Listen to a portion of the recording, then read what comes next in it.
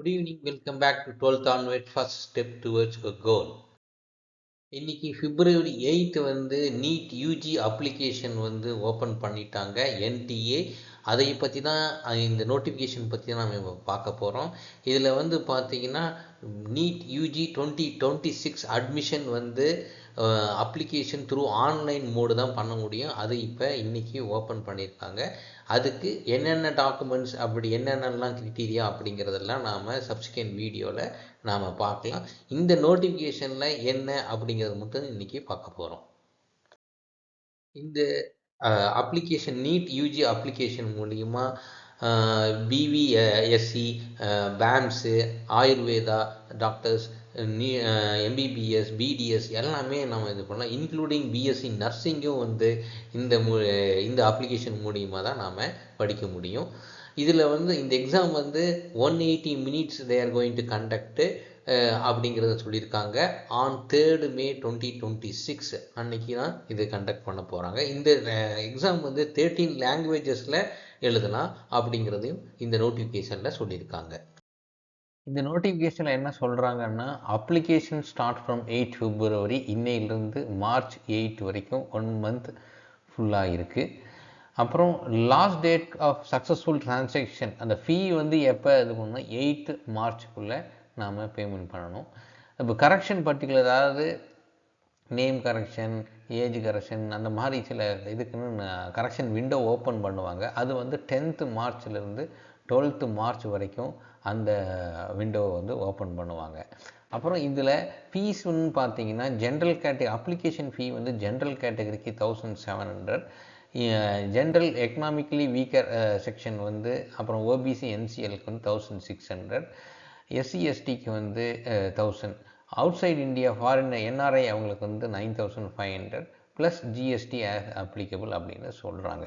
City intimation வந்து பார்த்திங்கன்னா அவங்க வெப்சைட்டில் அவங்க அப்பப்போ அப்டேட் பண்ணுவாங்க. சிட்டி இன்டிமேஷன் ஃபார் எக்ஸாமுக்கு. அப்புறம் டவுன்லோடிங் அட்மிட் கார்டும் வந்து அவங்க அனௌன்ஸ் பண்ணுவாங்க. டேட் ஆஃப் எக்ஸாமினேஷன் வந்து 3rd May 2026 அப்படின்னு சொல்லியிருக்காங்க. எக்ஸாம் டியூரேஷன் 180 minutes, அப்புறம் 2 PM to 5 PM அப்படின்னு சொல்கிறாங்க. அப்புறம் அட்மிட் கார்டு அது வந்து பார்த்திங்கன்னா எப்போ டவுன்லோட் பண்ணுறது அப்படிங்கிறதும் அவங்க வந்து சொல்லுவாங்க. அப்புறம் ஆன்சர் கீ அப்படிங்கிறது வந்து அனௌன்ஸ் பண்ணுவாங்க. ரிசல்ட்டுக்கு முன்னாடி நார்மலாக வந்து பார்த்திங்கன்னா 2 daysக்கு முன்னாடி அவங்க அனௌன்ஸ் பண்ணுவாங்க ப்ரொவிஷனல் இது.